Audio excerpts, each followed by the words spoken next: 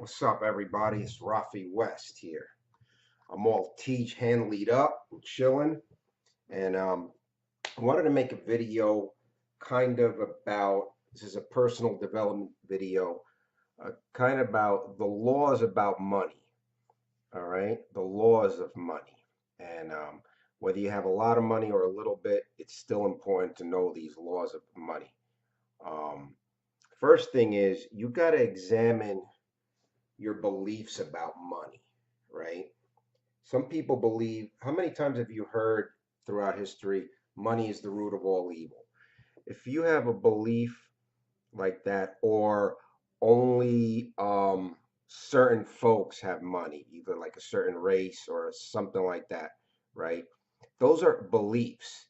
And as long as you hang on to those beliefs, they're not going to empower you for you to ever have this thing called money, um, which what money really is a tool. It's a resource, and that's the belief that I choose to have, and that's really what it is.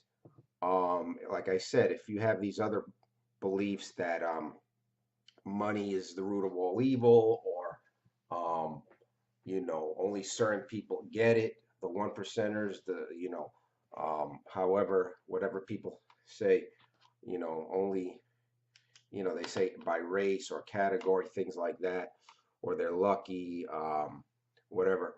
So money is a tool. It's a resource for you to get the things you want, do the things you want to do. So you got to first examine your beliefs about money. You know, examine that and how you really feel about it. Listen to what you say, what you've said to others. Have you ever said money is the root of all evil, or oh, I hate money. I hate thinking about money, or even how it's handled. Some people, you know, they take money, they leave it around, or they throw it in their wallet sloppily. Even how you handle it is a key clue, an indicator of how you feel about it. So examine your beliefs, change them if you have to.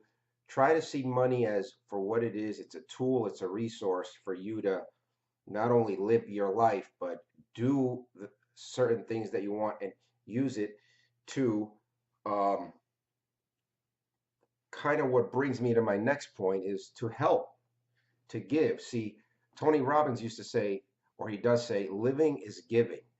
And this is hard for a lot of people to do. How many times you hear of someone, a homeless person will ask you for something, or someone will ask you, and everyone's so focused on themselves. And that's not a way to feel fully alive. They feel, oh, I'm not going to help that person. Let them go do something themselves. I'm not going to give that person $1. I'm not going to donate. I need, why should I give them? That's not really living.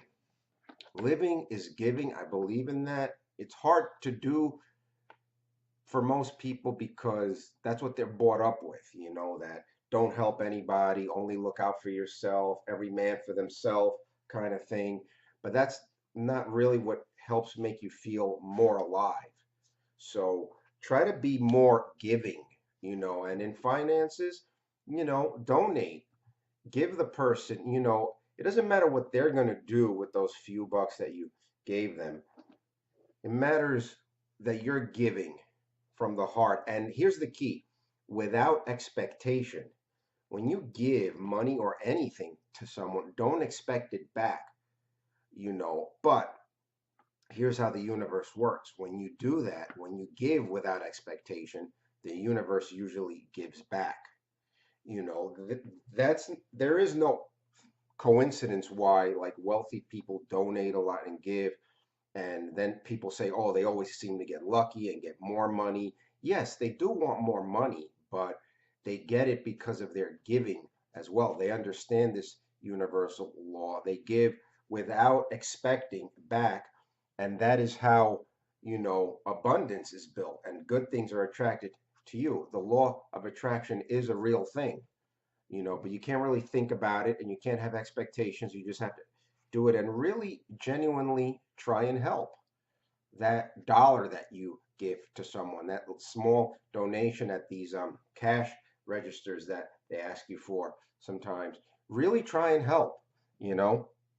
Anyway, Also, generous tipping. I just took a haircut recently, and I tipped um, 20 or 25%. Most people, the old percentage used to be like 15%, 10%, but generous tipping, because what that does is that it teaches your subconscious mind that there is enough, there is no lacking, there is enough that you can afford to generously tip. Also, it's a sophisticated thing to do. It's classy. It's a classy thing to do. And here's try this, something that no one does: tipping in advance. You know, I read this, I think, from Jim Rohn, the great classical thinker, the late Jim Rohn. Tip in advance. No one does that. If you want to ensure good service with that generous tipping that I just talked about, do it in advance instead of going to a restaurant, having all the food, having the experience, and doing it at the end. Do it up front. Take the waiter to the side and say, throw them 20, 40 bucks, as much as you can, and say, I just want to make sure that my people and I have a really good experience here. Can you try and take care of us? No one hardly does that. So it's a classy way of tipping in advance instead of afterwards, and see what happens, you know? Um, so yeah, when you do that without expectation, the universe will come back. That's how it works. But the key is without expectation. Also, another thing with the money, what does the government do with money? For example, if you have a traditional gig, a traditional place of employment, what's the first thing that gets taken out of your check? Taxes. That's how the government, even though they have a lot of debt, they get a lot of money. They pay themselves first. You need to be like the government. Pay yourself first. Find a system. Find someone who's a good saver. Excuse me.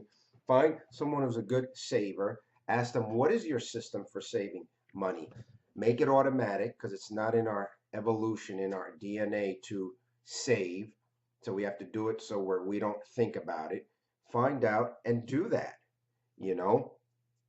Anyway, what about, here's another thing, what to use money for. Um, Good thing to use money for. See, you gotta, this is more like talking about investing, right? What is a good use of money? And entertainment is cool, but not if your life is 100% entertainment, right? Video games, going out, imbibing, doing all these things. Entertainment 100% of the time is going to leave you broke. Name, brand, everything. All that is cool, treating yourself. But what about spending on some quality things? For example, successful people, they don't skimp on, for example, food, good quality food, even if it costs more. I know things are expensive. Um, a lot of people don't buy like organic and stuff, and you don't have to buy everything organic, but a lot of things are expensive. But instead of pizza, Chinese food, um, you know, the cheap, quick things. Yes, I know sometimes you're on the run, but don't make that your focus. Don't skimp on quality food. Why? Because it's an investment in your health. And that's what, you know, tying this thing in with the laws of money. So right now I'm talking about good uses of money. So don't skimp on good things like food. What other things is an investment that most people don't think about, don't do? If you need, for example, a chiropractor, um, health stuff, not only going to see the doctor, but any kind of health devices, whether it's a foam roller, which I have one around here somewhere, a foam roller, health things, the Century Bob that I showed you guys in a previous video. These are all things that are bought with money that I could have easily said, oh no, I'm going to buy, PS4 right now. And not that there's anything wrong, like I said, with entertainment, but be careful and spend your money on things that are going to bring you a return on investment, something of value that is going to stick around for a while. Not things that you're going to get, you're going to wear, you're going to do something real quick, and the value of it is gone the minute you get it. So that's another thing about money. So it's the mindset, but it starts with how you think about it, your beliefs on it, that it's not the root all, that it's not the root of all evil, that it's a tool and a resource. Okay, so also speculating with your money is okay. Some speculation. What's speculation? All right, gambling, playing games of chance. Here on my channel, I talk about systems on games of chance. So there is a thing you can speculate with some of your money, not all of it, with a small percentage. Speculation is like taking a huge risk on something that may have a huge upside, but most likely you're going to lose it, and that's okay. Once again, you don't spend 100% of your time on speculating, just like you shouldn't spend 100% of your time on entertainment, in a monetary way or even in a use of time way. All right. And I'll leave you guys with this. Once again, I mentioned the classical late Jim Rome. He used to say, if you want to, or I say, if you want to take the feelings out of money, set a goal of becoming a millionaire. Okay. And what Jim Rohn said, his part was, what's important is not the money, but the person who you become in pursuit of that. So, set that goal.